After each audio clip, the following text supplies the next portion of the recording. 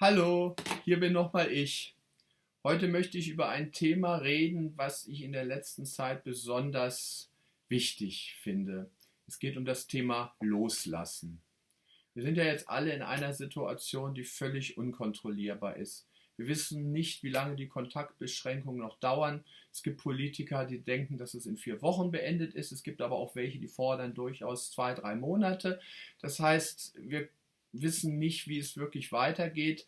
Auch wann wieder die öffentlichen Einrichtungen, Schulen und sowas öffnet. Es ist alles völlig offen. Das heißt, wir sind jetzt wirklich in einer Situation, die wir nicht unter Kontrolle haben.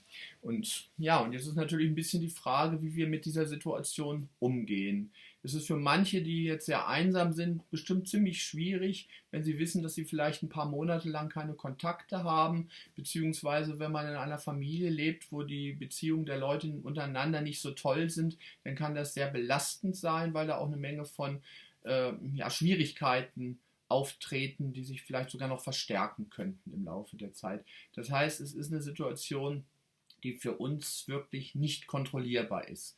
Wir können alles Mögliche machen, wir können uns über Politiker aufregen, wir können wütend sein.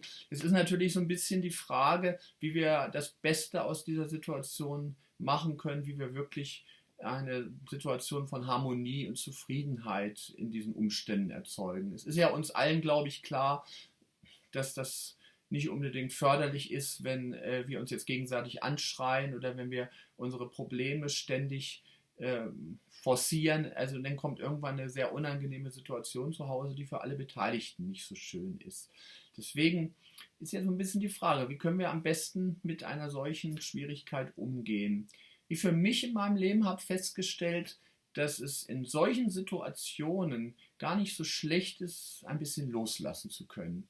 Loslassen heißt jetzt nicht Resignation. Loslassen ist einfach so eine Haltung für mich, dass ich weiß, ich kann im Moment nichts ändern. Ich akzeptiere die Situation so, wie sie ist und versuche praktisch zu meiner inneren Ruhe zu kommen. Ein gutes Beispiel aus meinem persönlichen Bereich, als ich mal im Urlaub in Mallorca war, da war mein Sohn noch relativ klein. Ich weiß gar nicht mehr genau, wie alt er da war. 2 oder 3 Jahre, ich weiß nicht mehr genau. Ich hatte ein Mietauto genommen und war durch die Berge gefahren.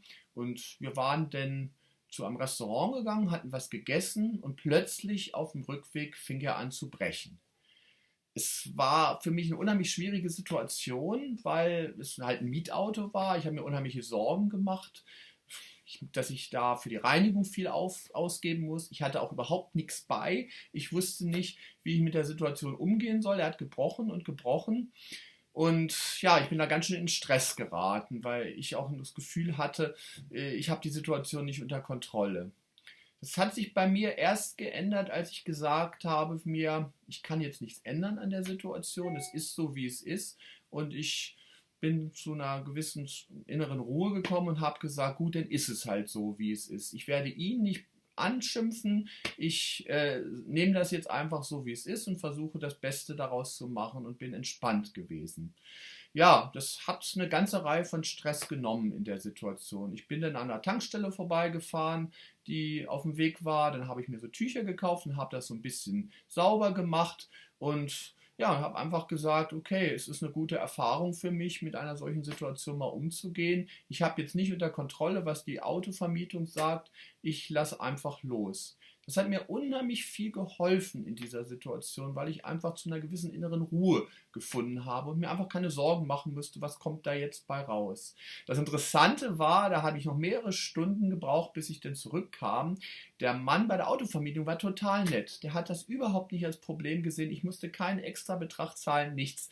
Es war für mich so eine gute Erfahrung, dass Loslassen durchaus in Situationen sinnvoll sein kann. Und jetzt bei dieser Corona-Krise haben wir ja auch so eine Situation. Wir wissen wirklich nicht, wie lange es dauert. Wir haben es nicht unter Kontrolle. Wenn wir jetzt sagen, okay, ich mache das Beste, ich lasse los, ich klage nicht an, sondern ich versuche einfach, mich darauf zu konzentrieren, was ist jetzt für mich gut, was kann ich jetzt machen in der nächsten Zeit, wie kann ich die Zeit gut nutzen, dass ich vielleicht irgendwelche Kontakte nochmal pflege, dass ich mehr telefoniere, dass ich im Computer Kontakte pflege, dass ich zu irgendwas komme, wo ich sonst nicht gekommen bin. Das sind alles Möglichkeiten, mit der Situation umzugehen und sich nicht selber in permanenten Stress zu versetzen.